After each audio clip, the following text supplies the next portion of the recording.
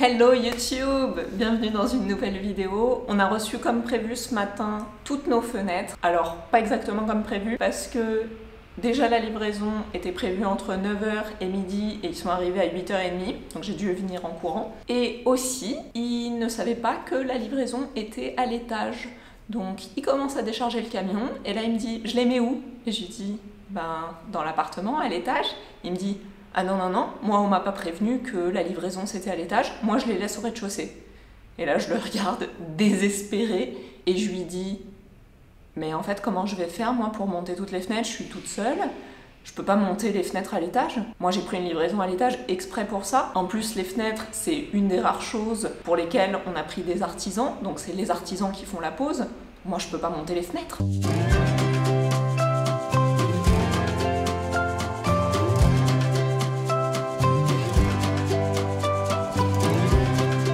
Bref, ça a duré une demi-heure, le temps qu'il appelle son chef, que son chef appelle la boutique, que tout ce micmac soit démêlé. Finalement, ils ont monté les fenêtres. Et les pauvres, j'aurais pas aimé être à leur place, parce que déjà qu'on avait eu de la peine pour les livreurs qui nous avaient livré nos plaques de BA13, là, les fenêtres, c'est un truc de malade. Je vous explique. Ici, on est sur une rue très passante, il y a énormément de bruit dehors et les fenêtres qui sont dans l'appartement, c'est des fenêtres en simple vitrage. Oui, il y a encore des appartements où il y a des fenêtres en simple vitrage. Donc c'était évident pour nous qu'en arrivant ici, on allait devoir changer toutes les fenêtres. Et comme on fait quand même pas mal d'économies du fait qu'on fait nos travaux nous-mêmes, on a décidé que pour les fenêtres, on allait investir un peu plus et payer des fenêtres qui sont le top du top. On a acheté nos fenêtres chez La Paire et ce qu'on a choisi, c'est pas du triple vitrage, c'est du double vitrage phonique. C'est censé être un truc génial parce que tu perds pas autant de luminosité qu'avec un triple vitrage et c'est beaucoup plus efficace en termes d'isolation phonique. En gros, sur du double vitrage, il y a trois choix, trois possibilités. Le double vitrage classique, le double vitrage phonique qui enlève 32 décibels sur le bruit extérieur, donc ça c'est déjà pas mal, et le super double vitrage comme on a pris nous, qui enlève 40 décibels sur le bruit extérieur. Donc c'est le vitrage qu'on a choisi, et il faut savoir que chaque vitre pèse 42 kilos. 42 kilos, vous imaginez? Ça veut dire que une fenêtre entière, parce qu'il y a deux vantaux, une fenêtre entière pèse 84 kilos. C'est de la folie. En fait, je me dis, je sais même pas comment ça tient. Je sais même pas comment c'est pas trop lourd. Donc les pauvres livreurs ce matin, ils ont dû monter 15 poids, 42 kilos. J'aimerais trop pas être à leur place. Donc, je voulais vous montrer un petit avant-après, sauf que du coup, il y a des fenêtres partout dans l'appartement. Et ce que j'ai remarqué, qui est un petit peu bizarre, j'espère que ça ira à la pause, c'est que les vitres sont vertes. Pas vite fait vertes, vertes, genre comme ça, comme nos BA13 hydrofuges vertes. Vous ne croyez pas? Venez voir. Donc ça c'est une des fenêtres où c'est du double vitrage classique. Les vitres sont transparentes, pas de souci. Et en comparaison, on peut voir que ces vitres sont vertes. Vertes. Vous voyez? Transparent. Vert. BA13 hydrofuge. Vert. Vert. Ça fait flipper, non? J'espère vraiment que ça va pas être vert comme ça quand ils vont les installer. Pour un double vitrage acoustique, 32 décibels, il faut compter à peu près 300 ou 400 € supplémentaires par rapport au double vitrage normal. Et pour le super double vitrage comme on a pris, le 40 décibels, là c'est 700 € de plus que le double vitrage classique. Alors oui, c'est un gros budget, mais de toute façon ici on ne pouvait pas se permettre de faire moins. Et finalement, avec la pause, ça nous permet d'avoir la TVA réduite. Parce que si on avait acheté ces fenêtres et qu'on les avait posées nous-mêmes, on aurait payé dessus une TVA à 20%. Alors qu'en les faisant poser directement par La Paire, on bénéficie de la TVA à 5,5%. Ce qui réduit quand même considérablement la facture. Donc au final, c'est pas non plus exorbitant. Et on s'est aussi fait un petit kiff. c'est que au lieu de prendre des poignées classiques, parce que franchement, moi j'aime pas du tout les poignées plastiques sur les fenêtres. Je trouve que ça fait trop moderne, ça va pas du tout avec le style qu'on a envie de donner à l'appartement. Donc on s'est fait un petit kiff, on a acheté pour ces fenêtres des crémones décoratives. Donc au lieu que ce soit une simple poignée blanche en plastique, c'est en fait une barre qui est sur toute la fenêtre, qui fait illusion des crémones sur les fenêtres anciennes comme on a sur les fenêtres existantes par exemple. Et on a une petite poignée blanche jolie, donc je pense que ça va donner un rendu vraiment sympa. En tout cas, c'est sûr que ça va complètement changer la tête de l'appartement. Et une fois qu'on aura le parquet et les moulures, ça va être fantastique. Donc les crémones, ce sera comme ça. Et les poignées, je pense que c'est ça. Mais j'ose pas les ouvrir, je sais pas si j'ai le droit avant l'installation. Pour être tout à fait transparente avec vous, on a commandé pour ici 1, 2, 3, 4, 5, 6, 7 grandes fenêtres sur mesure et 2 plus petites fenêtres. Donc on a 9 fenêtres au total. On en a 3 qui sont en double vitrage normal et 6 qui sont en double vitrage super acoustique. Et les fenêtres, la livraison, la pose, les jolies crémones décoratives, etc. En tout et pour tout, ça nous fait un budget de 11 000 €. C'est pas donné. Honnêtement, je pensais même que ça allait nous coûter plus cher que ça. Là-dessus, on peut avoir un crédit d'impôt parce que on passe du simple vitrage au double vitrage, donc c'est économie d'énergie. Et je crois qu'en fonction des revenus, ça va d'un remboursement par fenêtre de 100 à 40 €. Sur 11 000 €, ça fait pas grand-chose. Mais bon, c'est toujours ça à prendre. Bon, j'ose pas trop, mais j'ai quand même bien envie d'aller regarder ce qu'il y a dans ces cartons.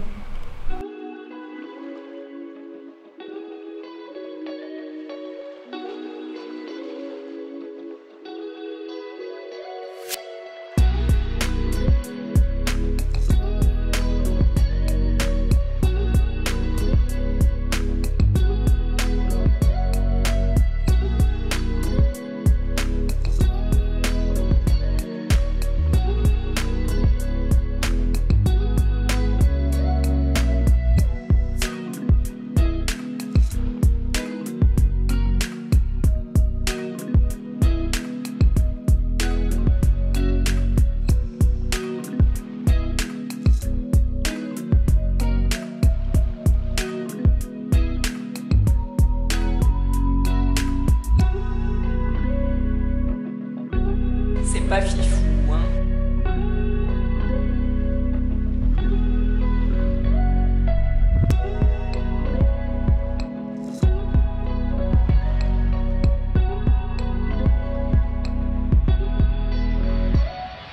Je suis défoncée. Il est 7h30 du matin. Il fait encore nuit dehors. Et les gars viennent d'appeler pour dire qu'ils arrivaient dans 10 minutes pour commencer l'installation des fenêtres. Donc je me grouille et je pars sur le chantier.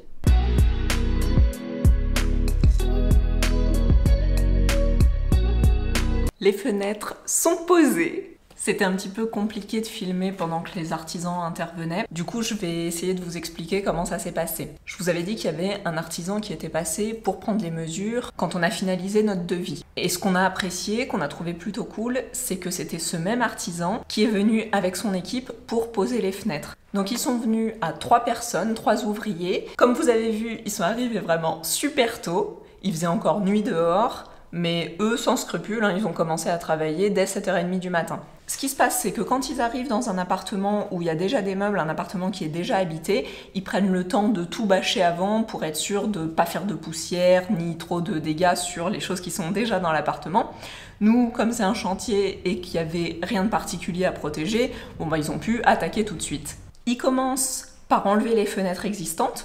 Donc ils dégondent chaque ventail et ensuite ils enlèvent le bâti, le cadre qui est scellé au mur. Ils font ça avec une petite meuleuse et ils s'attaquent à toutes les fenêtres en même temps. on s'attendrait à ce qu'ils enlèvent une fenêtre, reposent une fenêtre et fassent les fenêtres comme ça, les unes à la suite des autres. En fait, non, c'est plutôt du travail à la chaîne, donc ils enlèvent d'abord toutes les fenêtres existantes avant de reposer les nouvelles fenêtres. Du coup, quand on fait ça au mois de janvier comme nous, faut prévoir d'être bien couvert parce qu'il fait assez froid pendant la journée. Une fois qu'ils ont enlevé toutes les anciennes fenêtres, ils viennent installer le cadre, le bâti des nouvelles fenêtres. Ils utilisent pour ça tout ce que j'ai trouvé dans les petits cartons surprises. Donc ils viennent poser autour du bâti de la fenêtre une bande résiliente, le même genre de tramibande qu'on met sur nos portes, mais spécialisée pour les fenêtres. Ça permet d'isoler la fenêtre et le mur pour pas que les deux soient solidaires. Et c'est comme ça qu'on évite le transfert des vibrations et le transfert du son, le transfert du bruit. Ils utilisent des cales de réglage pour mettre la fenêtre à niveau, et une fois que la fenêtre est bien à niveau, ils viennent la visser dans le mur.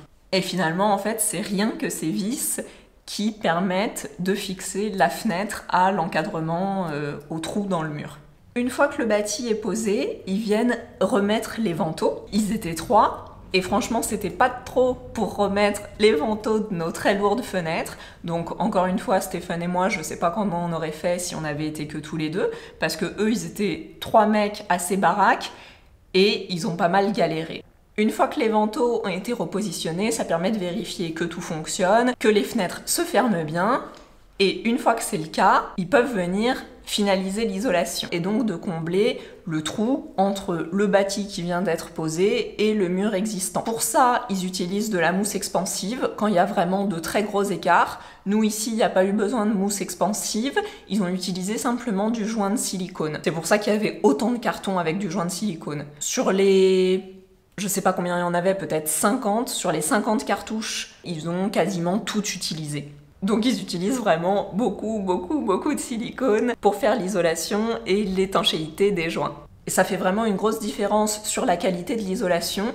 Et vraiment, on entend la différence parce que au moment où ils étaient en train de poser les fenêtres, sur les fenêtres où ils avaient finalisé l'isolation, c'était vraiment hermétique, alors que sur les fenêtres où ils n'avaient pas encore fait le joint, où ils avaient juste posé la fenêtre avec la bande résiliente, sans avoir encore fait l'isolation, et ben là, clairement, on entendait le bruit passer sur le contour de la fenêtre.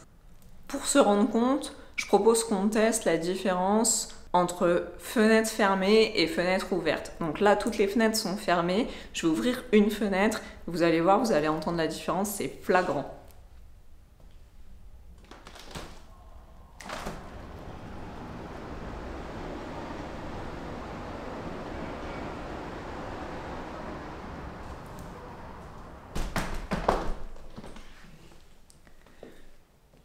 Il faut bien se rendre compte qu'avec le simple vitrage, le bruit c'était quasiment le même avec les fenêtres fermées et les fenêtres ouvertes. Le premier ressenti qu'on a eu quand on est rentré dans l'appartement au cours de la journée et qu'il y avait déjà toutes les fenêtres du salon qui étaient posées, c'était que d'un coup, waouh, c'était vraiment beaucoup plus calme. Je lui ai dit, oh, j'ai l'impression d'être à la campagne tellement c'est calme. Bon, c'est quand même pas à ce point, mais c'est vrai qu'on n'entend plus du tout les bruits de circulation.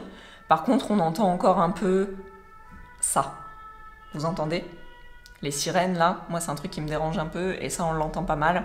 Et ça malgré tout, même en prenant des super vitrages, ça n'a pas permis d'enlever complètement ces bruits qui sont très forts. Je vous redonne les caractéristiques techniques pour que vous compreniez quand je vous parle de super vitrage. Regardez, je vous mens pas.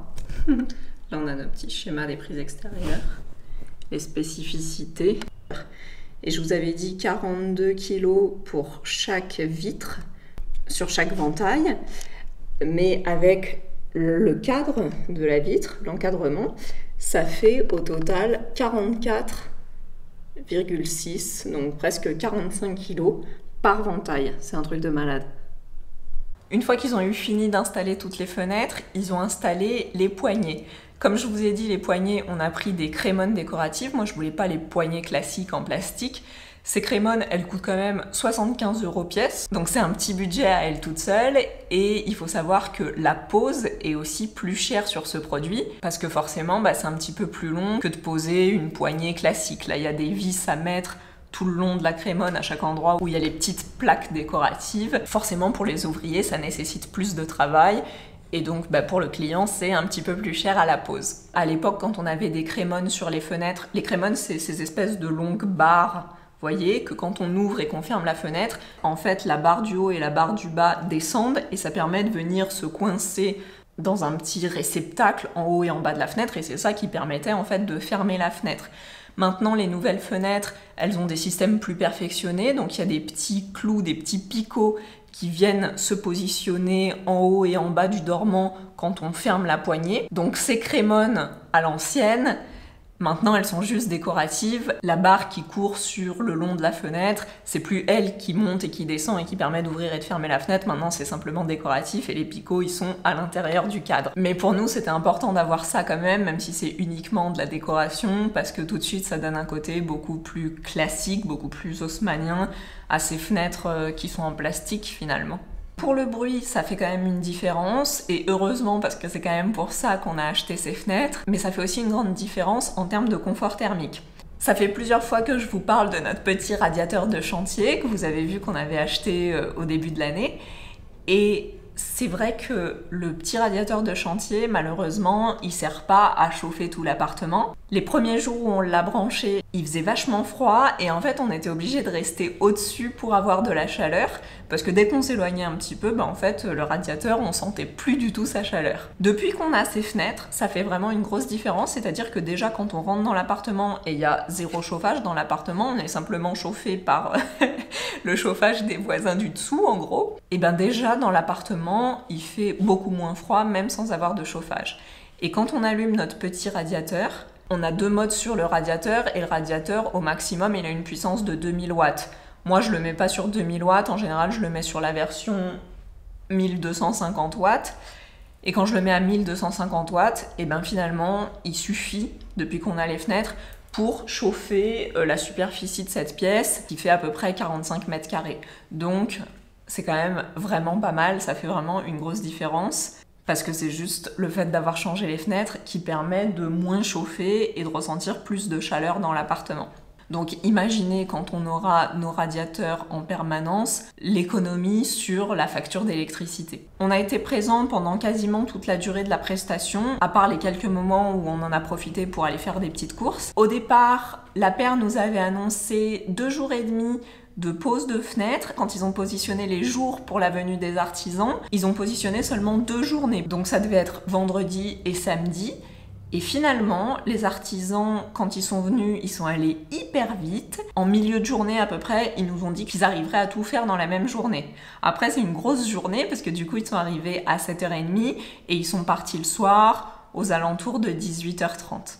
À la fin de la journée, une fois que la pause était terminée, on s'est permis de revérifier le travail, pas pour vérifier que ce soit bien ou mal fait, mais juste voilà, il y a toujours des petites choses dans la précipitation qu'ils oublient de faire ou sur lesquelles ils font moins attention. Et notamment, j'ai demandé à ce qu'ils nous rajoutent un petit peu de silicone sur le bord de la fenêtre en bas au niveau du balcon. Et on a bien fait parce que le lendemain, il a neigé et ça évite quand même les infiltrations d'humidité. Donc faut vraiment pas hésiter à revérifier derrière eux et à leur demander, voilà, j'aimerais bien que vous fassiez ça, est-ce que c'est possible? En général, si c'est pas une requête trop bizarre et que c'est quelque chose qui va dans le sens de leur travail, ils le font. Il y a de la neige sur le balcon.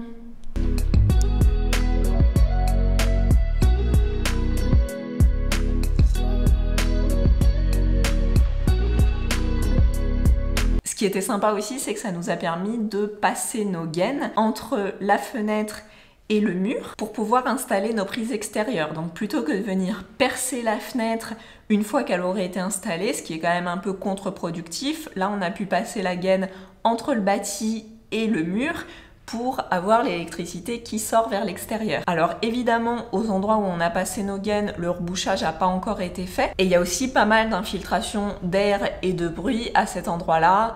J'espère vraiment qu'une fois qu'on aura tout refermé, ce sera encore mieux isolé. Dans le devis qui est fourni par votre poseur de fenêtres, il y a évidemment le prix des fenêtres, le prix de la pose, de la main-d'œuvre, mais il y a aussi tout le prix des petits accessoires dont ils vont avoir besoin pour la pose des fenêtres. Tout ce qui a été fourni dans les cartons, les bandes résilientes, le joint de silicone, la mousse expansive, etc., les vis, enfin tout ce dont ils peuvent avoir besoin en termes de matériaux pour poser les fenêtres. Ça, c'est quelque chose que vous payez, c'est quelque chose que nous aussi on a payé. C'est un peu standardisé, donc en fonction du nombre de fenêtres à poser, de la taille de vos fenêtres, il va y avoir un certain nombre de bombes, de mousse expansive, de cartouches de silicone, etc. À la fin, quand ils remballent tout, ils s'en vont avec les matériaux. Faut vraiment pas hésiter, si vous voulez les récupérer, à les réclamer. Nous, c'est ce qu'on a fait, on s'est pas gêné, on a redemandé notre mousse expansive et notre silicone parce que c'est nous qui les avons payés et nous on sait qu'on va en avoir besoin sur le chantier. Après, c'est sûr que eux, ils ont l'habitude de poser des fenêtres chez des gens qui habitent déjà dans les appartements. En général, tout le monde n'a pas besoin de 4 ou 5 cartouches de silicone ou 4 ou 5 cartouches de mousse expansive. Mais sachez-le, c'est payé par vous, vous avez le droit de les garder. La chose sur laquelle j'ai été un peu déçue, ça n'a rien à voir avec le travail des artisans, c'est plutôt la paire qui est responsable. En fait, je trouve ça vraiment dommage qu'on nous laisse pas le choix. Je m'explique. Autant ils font attention sur ce que tu veux comme type de vitrage, etc. Mais par contre, sur les détails, ils sont pas vraiment force de proposition. Et pourtant, ils ont plein de choses dans leur catalogue, ils ont plein de choix disponibles pour plein de petits détails. Et je trouve ça dommage qu'ils pensent pas à te le proposer quand tu achètes tes fenêtres. Nous, par exemple, pour les poignées, c'est moi qui ai dû vraiment demander à avoir des poignées différentes. Bon, les crémones, c'était évident, mais même sur les autres fenêtres, parce que les crémones, on peut pas les mettre sur les fenêtres oscillobattantes. Les crémones, ça marche juste sur les fenêtres qui s'ouvrent comme ça, de manière traditionnelle, et sur les fenêtres oscillobattantes, comme la poignée doit se mettre en position haute pour pouvoir ouvrir la fenêtre en haut, ces poignées-là, les crémones, elles peuvent pas se mettre sur des fenêtres oscillobattantes. Donc, de base, ils t'imposent une poignée plastique qui ressemble à ça. Enfin, qui est ça, en fait. Bon, c'est le truc de base, moi je trouve pas ça ouf. Ça coûte quand même presque 8 €, et ça, ils te le fournissent automatiquement avec les fenêtres. C'est-à-dire que si tu demandes pas une poignée différente, ils ont cette poignée-là par défaut. Mais je trouve ça dommage qu'ils insistent pas sur le fait que tu peux avoir une autre poignée si tu veux. Donc moi, je m'en suis rendu compte après, donc bon, j'ai pu le changer dans mon devis. Mais du coup, pour les fenêtres sur lesquelles je pouvais pas mettre des crémones, j'ai pu changer et pas avoir cette poignée-là et avoir une poignée que je trouve un petit peu plus jolie. La deuxième chose que j'ai trouvé un petit peu dommage, parce que c'est pareil, ils l'ont dans leur catalogue et ils le proposent pas, et ils pourraient même se faire un petit peu plus d'argent avec ça, c'est les caches-pommelles. Les caches-pommelles, c'est ça. C'est les petits caches en plastique qu'on met sur les charnières. Parce que les charnières, quand on pose une fenêtre, il y a des vis en haut et en bas de chaque charnière et c'est vraiment pas très joli. Et donc on achète ce genre de truc pour cacher justement ces vis un peu disgracieuses.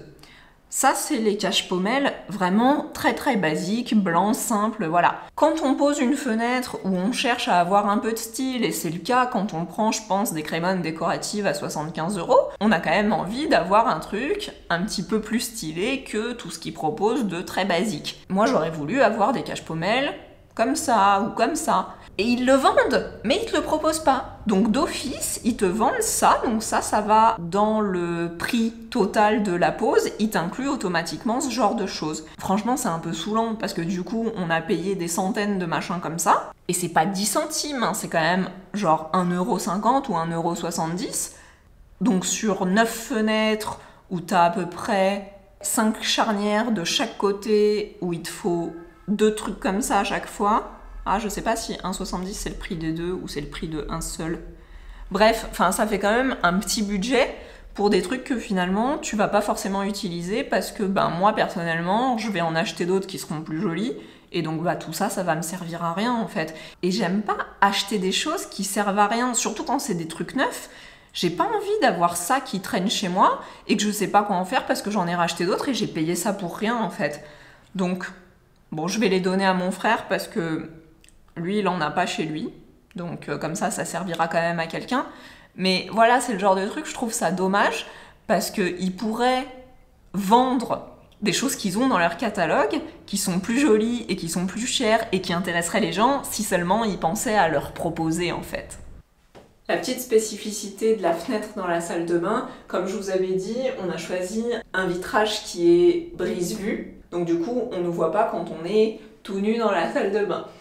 Donc là, on a pu choisir le brise-vue qu'on voulait. Moi je vous avais dit que j'aimais pas trop le verre dépoli blanc, donc je préférais quelque chose comme ça de cristallisé. C'est du double vitrage, donc il y a une vitre normale transparente et la deuxième vitre, celle de l'extérieur, c'est la vitre qui est en verre cristallisé. Ça c'est quelque chose qui est sur mesure évidemment, déjà en termes de dimension, mais aussi en termes de vitre. La fenêtre est fabriquée chez un de leurs fournisseurs et le vitrage, ce vitrage spécifiquement, est fabriqué chez un autre de leurs fournisseurs et c'est eux qui font le montage de la fenêtre et du vitrage au moment où ils reçoivent les deux de leurs usines. La petite chose, le petit détail qui m'ennuie, parce que c'est toujours important de regarder les petits détails, le modèle d'exposition qu'ils avaient en magasin, c'est-à-dire le vitrage extérieur, celui en verre cristallisé, il était lisse aussi à l'extérieur, parce que sur ce vitrage-là, il y a une partie, une face qui est lisse et une face qui est un peu rugueuse, granulée. Et normalement, ce vitrage-là, il est posé face granuleuse à l'intérieur entre les deux vitres pour qu'au toucher, cette face soit lisse et la face extérieure de la fenêtre, ici, ce soit lisse aussi. Là, le vitrage, il a été posé à l'envers, c'est-à-dire que quand j'ouvre la fenêtre et que je touche ici, et ben cette partie-là, elle est granuleuse. Et ça, c'est pas grave en soi, c'est juste un petit peu plus chiant pour faire le ménage, parce qu'il y a plus de petites poussières, de petites particules qui se mettent à l'intérieur de ces granulations que si la vitre était lisse. Celle-ci, on l'a choisie en version oscillobattante aussi. Donc elle s'ouvre comme ça ou comme ça.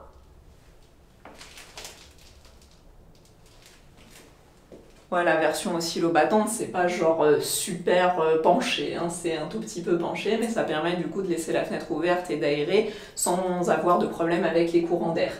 Et évidemment, sur cette fenêtre-là, on a choisi aussi cette poignée qui coûte exactement le même prix que la poignée plastique classique Atlanta, mais que je trouve quand même un petit peu plus jolie, un petit peu plus design. Quand je disais qu'après la pose des fenêtres, il se peut qu'il y ait des reprises de murs à faire, c'est de ça que je parlais. En fait, voilà, ils ont posé les fenêtres, ils ont mis quand même du silicone pour isoler, mais par contre, ça, le mur cassé en dessous de la fenêtre, bah ça, c'est pas l'artisan qui vient poser les fenêtres qui s'en occupe, donc soit c'est à toi de le faire. Si c'est un gros chantier où il y a un entrepreneur qui a des artisans multifonctions, bah ils peuvent le faire. Mais en tout cas, quand on prend juste la pose des fenêtres, et ben ça fait pas partie du package. Maintenant que vous avez vu toutes les fenêtres, je me doute que la dernière chose que vous vous demandez, c'est « Mais alors, ces vitres vertes, tu vas nous en parler ou pas ?» Donc les vitres vertes, je vous ai dit qu'elles étaient vraiment très très vertes et c'était un peu inquiétant. Donc déjà, quand ils ont commencé à les soulever et à les poser, on s'est rendu compte que le fait qu'elles ne soient pas toutes empilées les unes sur les autres, elles étaient quand même un petit peu moins vertes. Finalement, une fois qu'elles sont posées, elles sont pas si vertes que ça. Enfin, je sais pas, c'est à vous de me dire. On va faire un test, je vais aller mettre derrière et vous allez me dire si on a l'impression que c'est vert ou pas. Si j'ai l'air malade, c'est que c'est vert.